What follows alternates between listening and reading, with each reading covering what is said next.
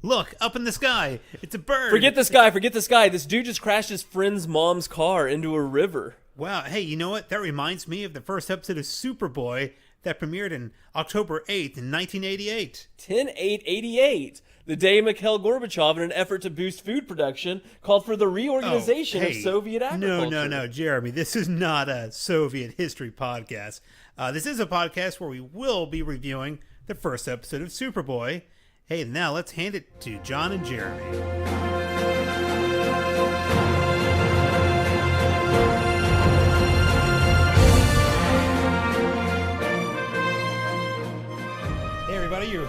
You're welcome to me trying to talk. This is Supes On podcast.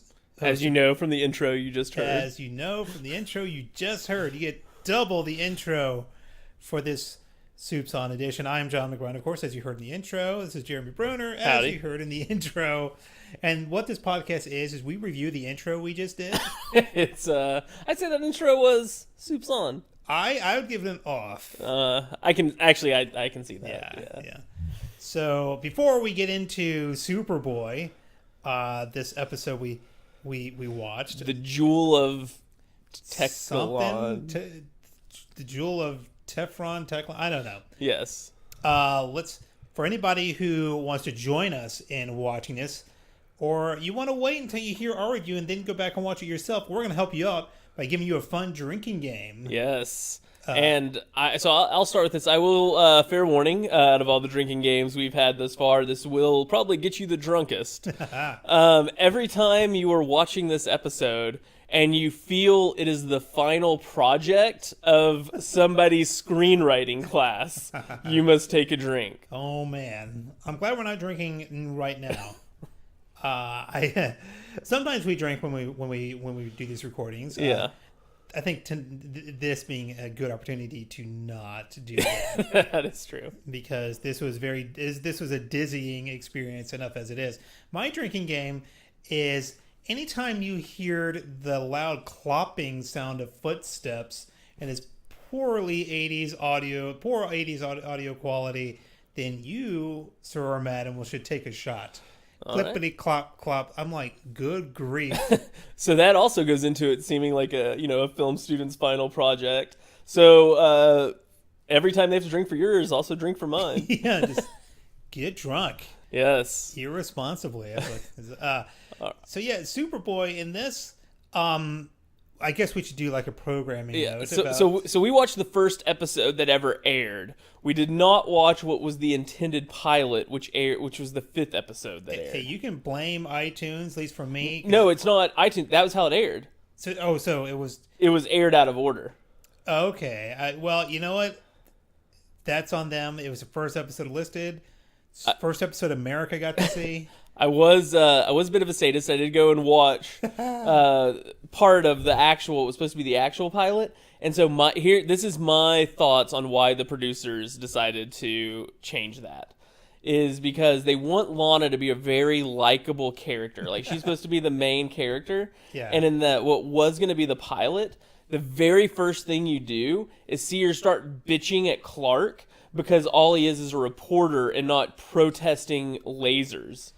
So what is it about Lana on live action television series that makes her such a bitch? Like she was kind of, I didn't like her that much from the episode we watched, but but I liked her even less in just the minute and a half of that was the producers intended to be the first episode. I don't know if it's just the Lana curse or something, because on Smallville you're like, please Lana die. Yeah. For several years. She starts out fine.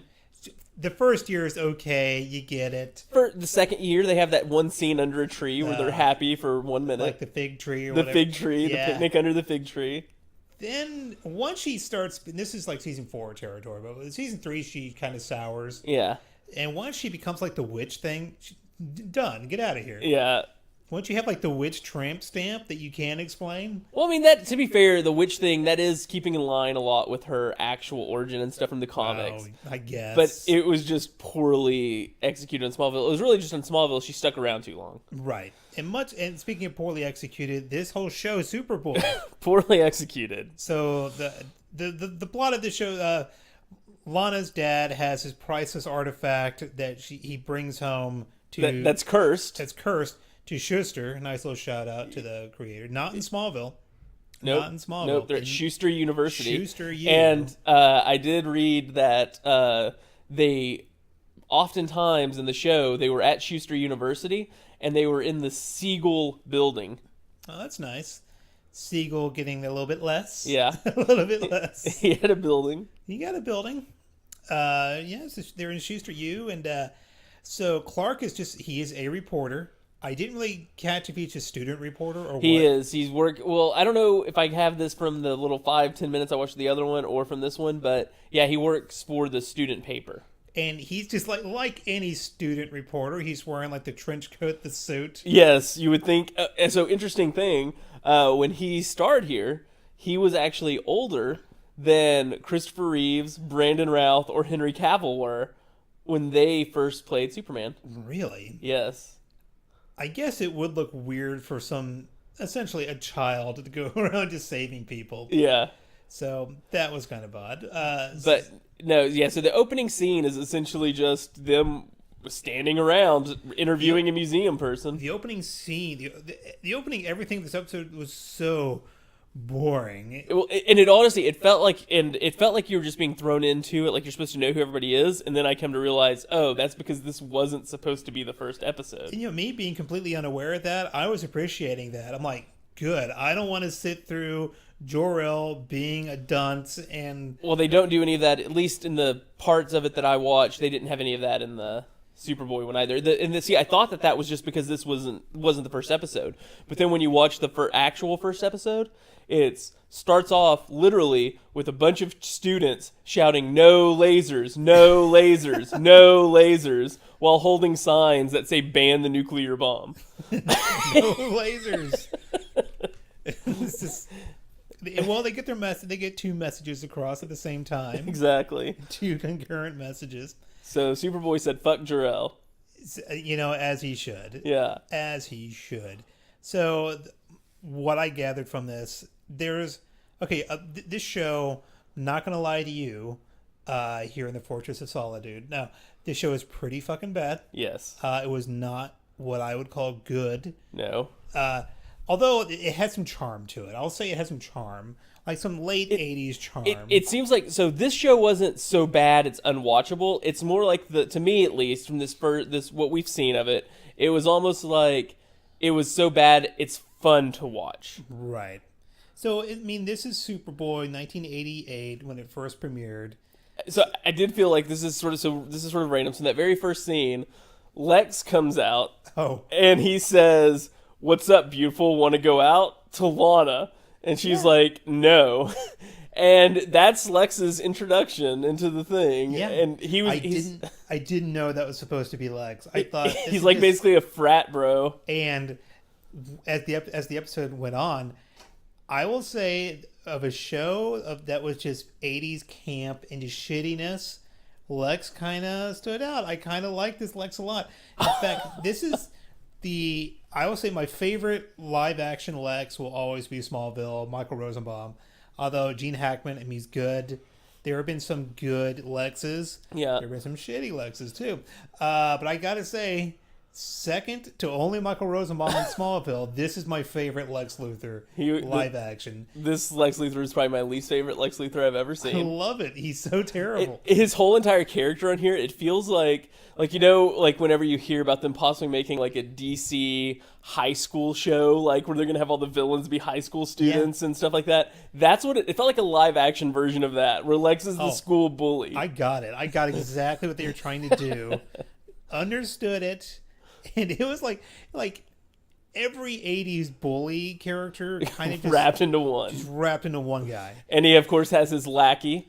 Yeah. What's Lex without a lackey? Exactly. Honestly. I think his name was Leo, but I think then I heard it was something else later on. I don't 100% remember. Full disclosure, I was folding laundry. I was always watching this show, so I don't know. I missed something. I think his name was Leo, but what I liked the most about this lackey was there's one scene where just out of nowhere, he goes, "You're amazing, Lex." And he goes, "The most amazing." The most amazing. It's like, I think his henchman had a secret crush on him.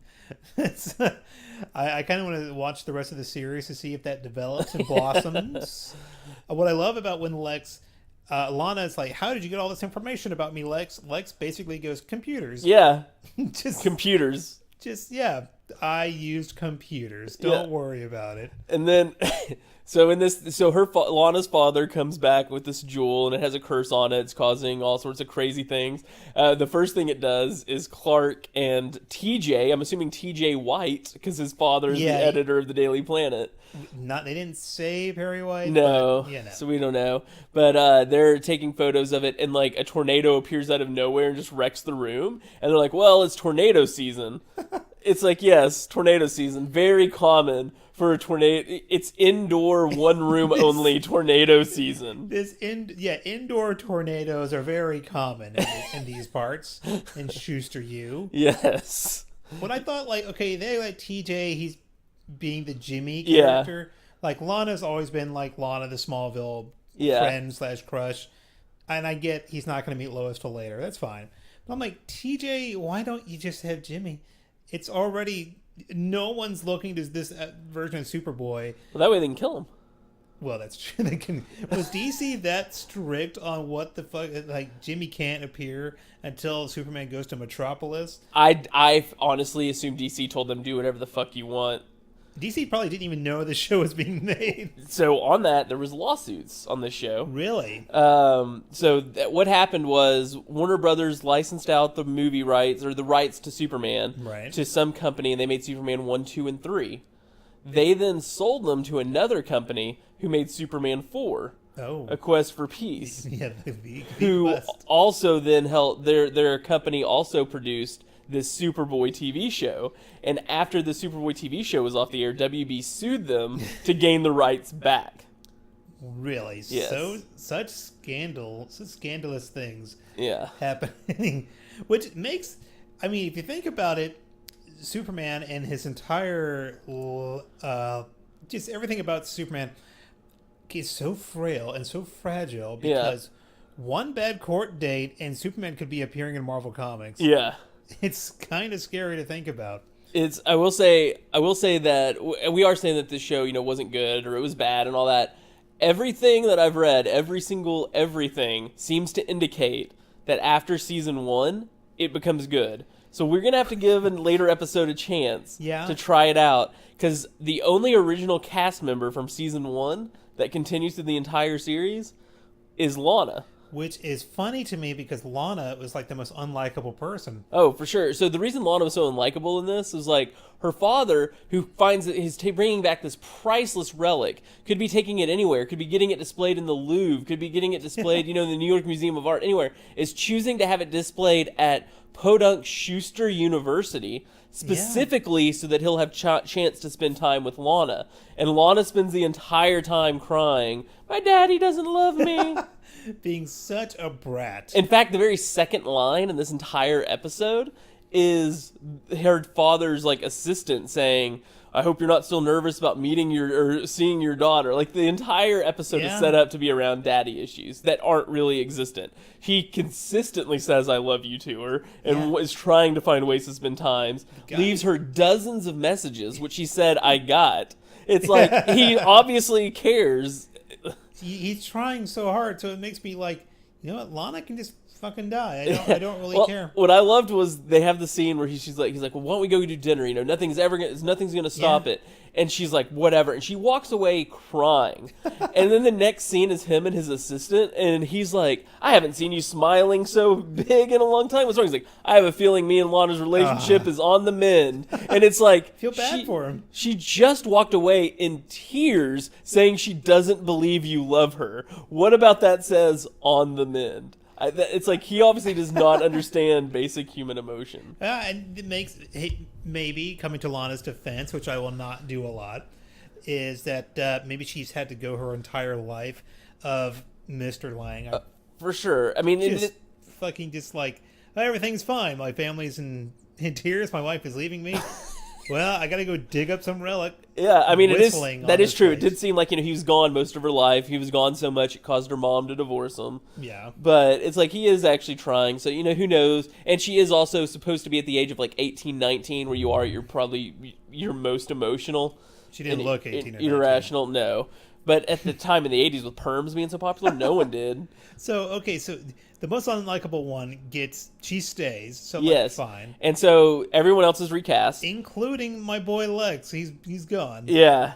And I guess of note, Superboy is recast. And the reason Superboy was one person they weren't going to recast, except for the fact that he got a DUI. And they decided that wasn't really in fitting with the whole Superboy image. And so he was recast. Wow. He got a super DUI. He got a super DUI. Driving under the influence of kryptonite, obviously. So, talking about driving in cars. So at the end of this episode, Superboy's chasing down Lex to get this artifact in Leo's car. Yes. So here's the thing. He's tracking down Lex and them. So there's two things about this scene that are just incredible to me. One is the expositional line that they called out as an expositional line, where Lex's henchman goes, "What are we doing again?" And he's like, "Listen," he's like, "Aren't you paying attention? I just told you we're going to an art dealer to sell the artifact." Which I appreciate that you have Lex actually calling him out on it. Yeah, like how would you? I did too. The other thing though is Lex, the super rich kid. They crashed the car, and Lex is driving on this. You're assuming this is Lex's car, and Leo's like, "My mom's car."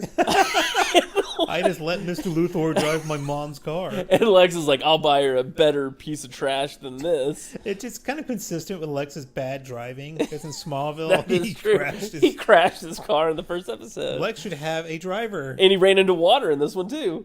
He should just have a driver. So I did like when the cops show up and Lex is like trying to stolen. I don't think so. Superboy's just like, "Look, I don't have time for this shit. I'm leaving." There are things there's plenty to despise about this corny ass show. Here's the things I like. Like I said, it was a bit of a nostalgia run. Yeah. A lot of 80s charm. So many people wearing sweaters. Yeah. I mean, was it freezing in Schuster? Even Superboy got the chills. Everyone's wearing sweaters. I love the music. The opening music for the show, it's pretty good. I'm like, that's pretty tight. The entire intro was pretty good. I liked Superboy flying around and just looking happy. They jump right in. They waste no time in Superboy having to like put up the landing gear of the plane. Yeah. He rescues someone like immediately. Yeah. You kind of get it. They even have the whole like Clark sneaking away. Yeah, you kind of get all of what Superboy is in like the first like 5 minutes. Yeah. So, I can see why they chose this episode to be the opening. Yeah. Because it sure as hell beats Lana talking down to Clark. Yeah, no lasers. No lasers, and then Clark is like, she's like, "Why don't you pick up a sign, Clark?" And he's like, I'm a reporter. I report on the news. I'm not part of it." Like, Clark being very Clark. You know what I mean, that's very true to Clark. And then in that same scene, TJ says the same thing because he's taking photos. And she's like, "Why don't you help?" I was doing that. And then like some football players like, "We'll protest." And she's like, "Oh, my." Oh. So yeah, I don't see how we're supposed to like Lana at all. Really, there are a few things I noticed, like when Lana's dad is on, I wouldn't say his deathbed, because spoiler, he doesn't die. No, he doesn't. Clark, surprise, surprise, Superboy actually saves the day in this one. I know. I did. You know what I loved about this episode? I mean, absolutely loved, is the fact that they used Superman's other weakness of magic. Yeah, that was awesome. As opposed to kryptonite. Which you don't see a whole lot of. No. It's usually, because I think magic, when you just open up a can of worms with magic, I loved it. I was like, was kryptonite even here? Like, not really. Mentioned. Not really. And they even they have the lead box. That's true. So we can't see into stuff, which is neat. Which I guess and we'll get to this, but we list powers. Maybe we should list like weaknesses.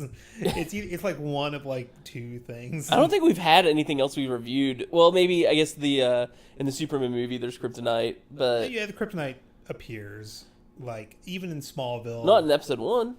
Smallville? Yeah. The necklace?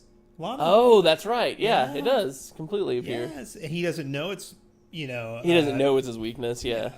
He just thinks he's nervous around Lana. So why don't we go ahead and give an interesting fact or stat that we looked up? Kind of already did it. Yeah, we have. Do we you have any others?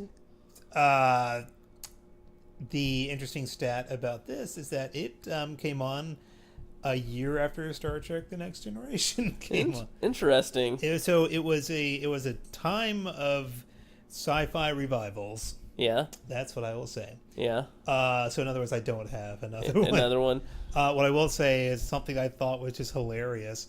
Was when Lana's dad was on the hospital bed and they think he's going to die, and Lana like hugs him and is crying. The doctor's hand kind of like, I guess he's checking his pulse, but the doctor's hand doesn't leave the scene, and we don't see the doctor. It's this creepy hand just touching Lana's dad until they fade to commercial. I loved when her dad made a full recovery after he returned the jewel, and the doctor just goes like he goes to him like, he's not going to make it to. Looks like he's recovering somehow. That's great news, and then leaves the room. Leaves the room. Like, that guy doesn't actually work there. He's a patient. Call security on that guy. So yeah, this is a nice little gem from the late 80s. Yeah. It was very cool to see Superboy. It's very cool to see Superman in live action anything. Yeah. For the longest period, I remember back in the day, I'm like, you got cartoons, you got comic books. If it was live action, that was a big fucking deal. Yeah, for sure. For sure, and this helped lead way to. I mean, I can only assume that this helped lead toward the Flash live action in the early '90s. Well, not only that, but a year later, the Batman movie comes out. That's true. Starring Bat. So maybe we owe a lot of what we see today to this shitty Superboy show. Maybe so. So hey, salute to you, shitty Superboy that got recast in season 2. And I didn't really think he did that bad of a job. I think he did Clark pretty well. I mean, he seems nice and mild-mannered. I mean, it did seem, like you said, like the student film version of Superboy. Yeah, this seemed like textbook Clark. Yeah, which... He wasn't capturing the emotional sense of the character, but he captured what the character's supposed to do and say. I will agree with that. I mean, it was very run-of-the-mill Superboy, Superman.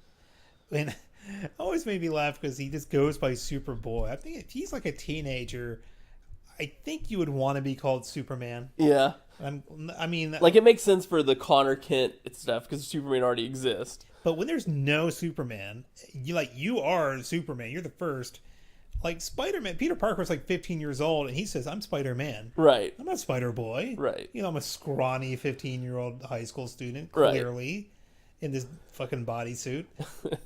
I was like, he just getting after And really, I mean, Batman's supposed to have gotten started in his, like, early 20s. He doesn't go by Bat Boy. He's not Bat Boy. So why does Superboy... Come on, give yourself a little boost there, pal. I don't know if you saw this. I surely didn't look.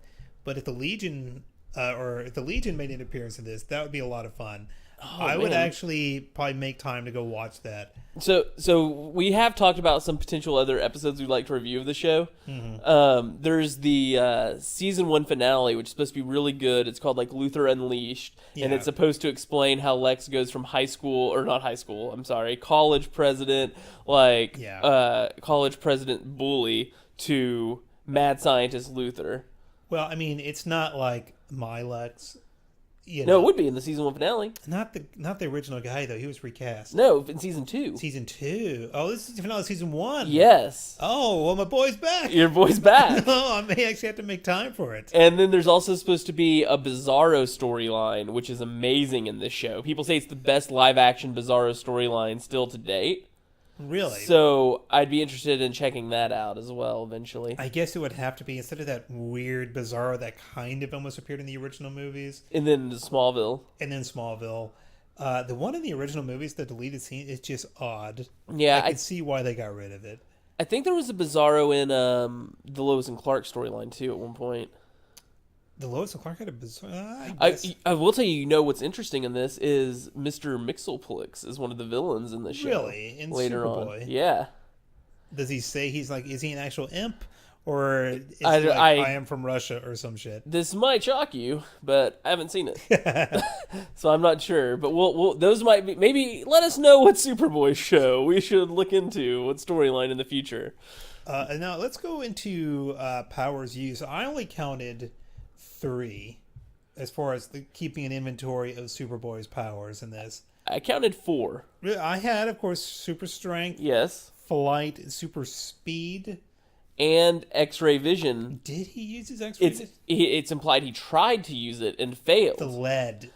So I guess this isn't successful executions. It's just powers used. Yeah. So I guess he didn't really use X-ray efficiently, but that wasn't really his fault. This is, I would have to assume, the first time he notices that he can't see through lead. Maybe. He didn't seem too surprised by it. He's like, oh shit, it's lead. This happens all the time because it shows... This is the fifth episode of this series. It was supposed to be the second. The second? Oh, the fifth? No, the very first episode was shown as the fifth. Correct. And this is supposed to be the second. Correct. And you know what? If you're really watching this following our drinking game, you're already passed out. And you don't care. You're done. You're already drunk. So I would... So 4. I guess that's 4. That's 4. You know, it's... Didn't really get into any heat vision or freeze breath. No. The super... Why is it so rare as freeze breath? Oh, man. It's my favorite power, too. It's so... It's dumb, but it's extremely useful. Yeah, they use heat vision and everything, but freeze breath, you know, that's my... Shout out Superman Returns for using the freeze breath. When did he... oh, man. I'm going to have to... We'll get to it. We'll get to it, I guess. We'll everything will be gotten to. In fact, this is... We talked about Bizarro, and this is so unrelated to actual Superboy, but I just recently read the Hell on Earth storyline, or whatever the fuck it is. Supergirl story, or is it Superman it's story? Superman, Superboy. It's related. It's a Superboy comic from 1952, from like 2012 or 13. I have a theory that was supposed to be Bizarro, but then Bizarro actually appears in Forever Evil. And so they had to... Because he looks kind of like Bizarro, and I guess he was supposed to be like the me and Bizarro version. Yeah, version. Just like a doppelganger, evil doppelganger version. Yeah, because he was just some other Kryptonian. Yeah. Whatever. So that's how bad this episode of Superboy is. I'd rather talk about the Hell on Earth. Because honestly, at the end of the episode, didn't leave me with a whole lot. No, so let's get into Supes On, Supes Off then. Okay, now Supes on or off. Did this, to you, help Superman in general? Yes. The character. It did. So no. No, okay. So I'm Supes Off. This is my first Supes Off. I think so. Yeah, this is my first Supes Off. These are very rare. Yeah. So here's my reasoning for Supes Off on it. We had Superman 4 Quest for Peace. It left a bad taste in a lot of people's mouths. Yes. A lot of people didn't like it. It's about a decade later we're getting this live action Superboy. And it comes back to be this, which as it airs on this is just it's not like it's good for the time and it's dated. It was just bad. It was bad acting, bad writing. Yeah. And I think overall, if somebody was giving Superman a chance, they might watch this. If they watch this and they're like, I don't really care about this, and then later someone's talking about Superman, like, no, I don't like it. It's too cheesy, or it's just not very good. Yeah. I don't think it helps overall with Superman. I'm not saying the show in general, because for all I know, it does change. But at least this particular episode, I'm Supes Off. Wow, very rare. You know what? I so want to spice things up and just disagree, but I rarely give Supes off, but this is very much an OFF. Yeah. So much so, and my reasoning is, okay, so as we said earlier, in the beginning, you get all that you need. You get Superboy saving the day. Where's Clark? Oh, I missed it. Blah, blah, blah. I'm bumbling idiot. And you get everything you need. All the pieces are there. But I don't think we get anything new that helps. No. In fact, we only detract and take away from the already established mythos. And if to make Superman or Boy not boring, Superboy kind of fucks it up on this. Yeah. So we had talked at one point about doing Supes On, Supes Off if Clark was truly being like Clark, like if he wasn't violating all that. And on that one, he did. He was who he was supposed to be. He did what he was supposed to do. But it did not help the Superman mythos. And Clark was very Clarky, especially at this stage in his life. Yes, he has really no reason to be bumbling. No. Although For all we know, he gives an explanation as to why he actually wears the glasses. I'm assuming it's because he doesn't want anybody to know. It's probably in episode 5. He's probably in episode 5. We can pretty much assume, but it's not explained. Yeah. So yeah, everything's there, but it's like this only hurts Superman. It's not a good show. No. It sucks and poorly acted. It's just there's 80s charm, I know, but ultimately, if we're being logical, if we're being real with it, and you know how I like to be real with it, it's just lame and it's very passable. You can skip this shit. Yeah. Don't pay the $1.99 for iTunes like I did. Don't pay the $1.99. He's saying buy the season, folks. Buy the season. It's a better deal. It's not available on HD. No. They didn't. No one remastered it. No one could be bothered to remaster Superboy. Yeah. I mean, really, it's one of those things. If you enjoy watching kind of campy old things, just more for the cheese quality, it's of that quality. It's good for that. There is a so bad it's good quality, I guess. To me, it's definitely not so bad it's bad, like it's unwatchable. To me, it's a so bad it's good because you can enjoy how bad it is. Like if you're listening to a podcast of two guys talking about Superman, you're probably invested enough to like try it out and just enjoy the novelty of seeing Superman, like a guy in a costume, just saving people. There's that. If you're a fan of Superman and you just fucking hate yourself for that fact, then watch Superboy, I guess. To me, if this was a little bit better, it would be unwatchable. Because to me, it's like at that level of badness where you can have fun watching it, where if it was just slightly better, it would just be bad. Like, as far as quality? Yeah. Like, if it was just slightly better writing, slightly better lines, it still would just be completely boring and everything like that. It just wouldn't have the sort of camp appeal. Really? This is one of the few times where something being better would make it worse. Yeah.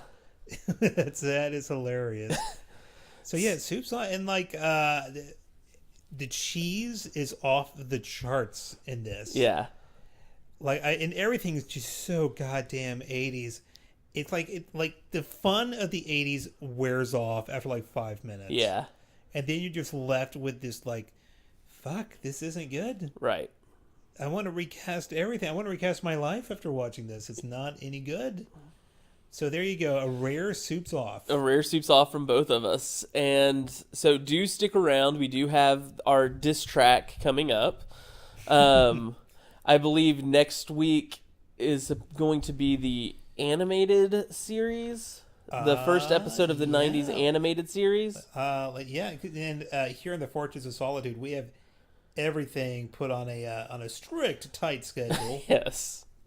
And actually, we have, if we're going in any order, there's Adventures of Superman. Oh, okay. The George Reeves, the first episode of the George Reeves Adventures of Superman. So join us next time for that. If you do have any thoughts on it, you can email us at soupsonpodcast@gmail.com or tweet us on Twitter or Facebook. You can also find our podcast on iTunes, rate it 5 stars, download it, delete it, re-download it, delete it, re-download it. Devote your life to this. Yeah, just do that for about 8 to 10 hours.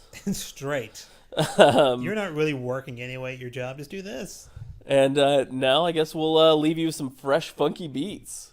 My beats are funky, but they were not fresh. I'll warn you. Here we go. Here in Florida, it's always sunny. Bad guys frontin'. I think it's funny. Here comes Lex. He's class president. Up to no good. I think it's evident. Superboy's my name. Not yet a man. But rest assured, I always have a plan. Lana Lang is mad at her dad. Clark Kent won't make her sad. Magic rocks. I don't have the time. I'm too busy rapping with a rhyme. Lana's dad pays for college. Sent her there to gain knowledge. Tries really hard to be part of her life. She doesn't realize lives in strife. And after this season, everyone was fired. Except for Lana, who should have been retired. Learned one thing from this pilot heartfelt. In your friend's mom's car, wear a seatbelt. Word.